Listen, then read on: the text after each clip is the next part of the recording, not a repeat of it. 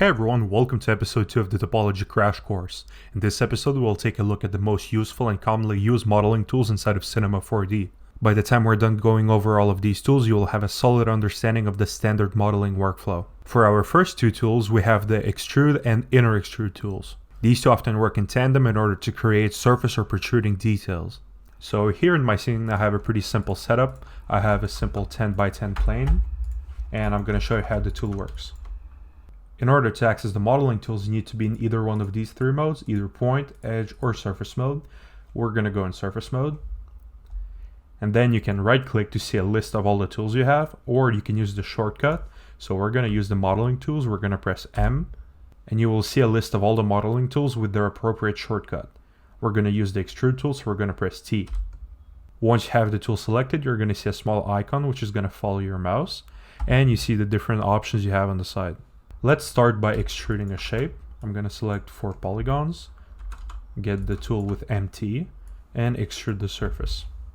The first setting we have is the maximum angle. Just like the name implies, it's the maximum angle at which it's going to extrude. After that, we have the offset. The offset is the distance at which it extrudes. So if I extrude, you can see the value changes. If you want a really specific extrude, you can input a specific number. Then for our next setting, we have subdivision. Once you've extruded the shape, you can increase the subdivision, and it's going to add more steps to the extrusion. This will make more geometry to allow you to make more details. Then for our next setting, we have create caps. So when you extrude a shape and you look at the bottom, it's going to leave a hole. That's because you have the create caps option turned off. What the create caps option does is it creates a cap to cover the hole left by the extrusion. So if I turn the option on and I extrude, as you can see, there's no hole now.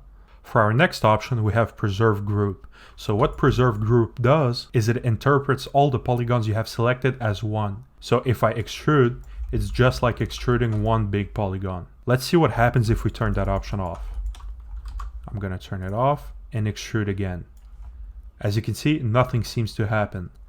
That's because we haven't played around with the variation option. The variation option allows you to introduce randomness in your extrude amounts. So if we increase our value, you can see that the extrude amount becomes different for each polygon. In order to illustrate this better, I'm going to extrude more polygons. So I'm going to select a bigger grid.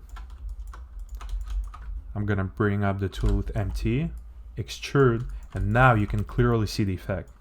There's a lot of variation going on, and if we play with the value, as you can see, you can have some pretty interesting results. This can be used to create, for example, a city or some abstract shapes. It's really up to you. So that was the extrude tool. Now let's take a look at the inner extrude tool. As I said earlier, they both work in tandem in order to create details. So we can select the inner extrude tool by right-clicking and select extrude inner, or we can use the shortcut MW.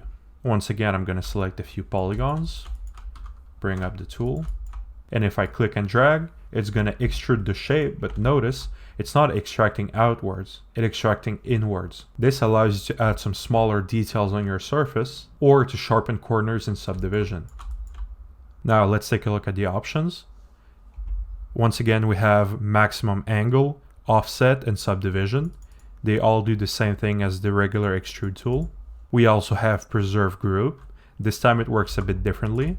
If you turn it off and you extrude, you can see that each polygon gets extruded individually and it's not interpreted as one big polygon. Then once again, we have variation. So if your preserve group option is turned off and you extrude inner, you'll see that some variation is happening. I'm going to select a few more polygons so it's more visible. There we go. Now if I extrude, you can see that each polygon is extruded inwards randomly. And you can of course play with the value. Just to show you how well these two tools work together, I'm going to make a circular shape in my plane. I'm going to start by selecting the points of the boundary of the circle I want to extrude. I'm going to scale them up so it looks more like a spherical shape. I'm going to go back in polygon mode, select the surface. I'm going to extrude inner, then I'm going to extrude out one more time, and then extrude inner again. And now if I turn on the subdivision, you'll see that I just extruded a circular shape out of a plane. This is just one example of how these two tools work together, but later on we're going to see a lot more practical examples. For our next tool, we have the knife tool. You can access it with the shortcut K, and just like the name implies, it allows you to cut your surface. By default, the knife is going to snap either to points, like this, or it's going to snap to edges. This makes it very easy to cut out some complex shapes. Now, the other knife tool we have is the loop cut. So if you press K and then you press L, you'll see that it's now a loop cut. What the loop cut does is it cuts across your whole model, not just across the surface you've selected. Once you have this tool selected, you will notice that there's a slide bar at the top and some icons over here. So let me add a loop cut so we can use the slider. And this slider allows you to move your cut according to your surface. As you can see, if I put it at 50%, the cut is going to be in the middle, or I can move it to the side. If you want to center the cut quickly, there's this button over here. It allows you to perfectly center it. And then if you want to introduce more cuts, instead of adding them manually, you can use this plus minus over here and add or remove cuts. Now for the options over here, let's take a look at the main ones. So the first one we have mode, either path or loop. That's the two knife tools we saw. For the offset mode, we can either make it proportional or according to the edge distance. Then we have restrict to selection. For example, if you make a selection and you want to make a loop cut only within that selection, you can turn this option on. Then the next major option we have is the bidirectional cut. This will make the loop cut go both ways, not only one direction. And we have the preserve curvature option. This is really useful if you want to make loop cuts across spherical shapes or just regular curved surfaces. For our next tool, we have the slide tool. Now, the slide tool can only be accessed in point or edge mode. So we're going to go in edge mode, and you can right click, select slide, or use the shortcut MO. So we're going to press MO. Now that we have the slide tool selected, once again we have the options on the side. And what this tool does is, like the name implies, it allows you to move edges or to move points. So if you have a point selected, you can use the tool to move it. Now for our settings, we have the offset, just like the other tools. And we have the shift. Now the shift option will allow you to shift the edge or the point in the opposite direction. Now for our next option, we have the offset mode. You can either have it at fixed distance or proportional. And then the next cool setting is the preserve curvature.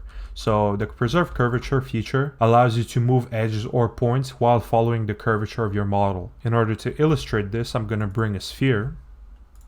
As you can see, I have a simple sphere.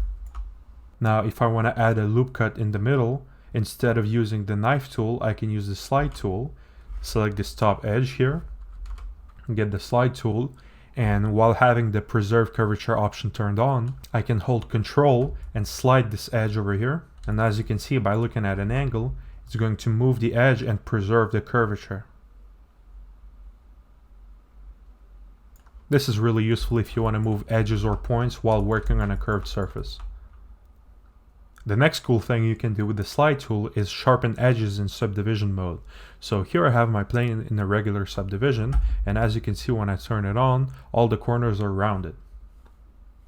This is regular subdivision behavior. Now, what if I want to sharpen this corner over here, but without affecting all the others? If I try to do a regular loop cut, like this, to sharpen it, as you can see, yes, I'm going to sharpen the corner, but these two are also affected. So what I can do is use the slide tool instead. I'm going to select these two edges right here, take the move tool, hold Control, and move it just like this. Now if I turn subdivision back on, you'll see the corner is now sharpened, but the other corners are not affected. This not only gives you more control over your subdivision workflow, but it also minimizes the unwanted amount of polygons or cuts across your model. Once again, later on we'll see a lot more practical uses for this tool. Now for our last really useful tool, we have the bridge tool. So this is a pretty simple tool, and it does just what the name implies. So imagine you have a hole in your model and you want to close it up. What you can do is go in edge mode and select the bridge tool by pressing B. As you can see, this tool doesn't even have options. And what you can do is, as you can see, if you move your mouse over to an edge, it's going to select it, and you can click and drag and bridge across to another polygon. This works in edge mode or in point mode, just like this. I usually recommend staying in edge mode while bridging because it's easier to snap to edges than points.